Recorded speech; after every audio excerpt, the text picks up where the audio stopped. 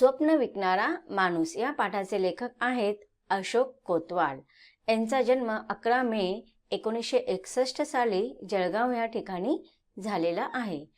यांचे प्रकाशित साहित्य आहे मौनातील पडझड, प्रार्थनेची घंटा, कोणीच कसे बोलत नाही, सावलीचं घड्याळ, खानदेशचे काव्य विश्व, घेऊया गिरकी आणि नुसताच गलबला हे यांचे प्रसिद्ध काव्यसंग्रह आणि लेखन साहित्य आहे। तुमच्या पाठ्यपुस्तकामध्ये सुद्धा लेखक कोतवाल यांचा संक्षिप्त परिचय दिलेला आहे। मौनातील पडझड, कोणीच कसे बोलत नाही हे यांचे कविता संग्रह आहेत। प्रार्थनेची घंटा, सावलीचं घड्याळ हे त्यांचे ललित लेखसंग्रह आहेत। घेऊया गिरकी हे यांचं बाल कविता संग्रह आहे।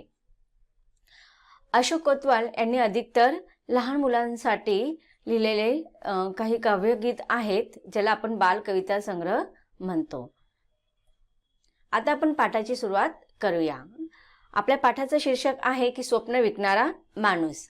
स्वप्न विकणारा माणूस। आता पहा बरं, आपल्या गावामध्ये किंवा शहरामध्ये फेरीवाले येतात की नाही, काही ना काही विकायला येतात।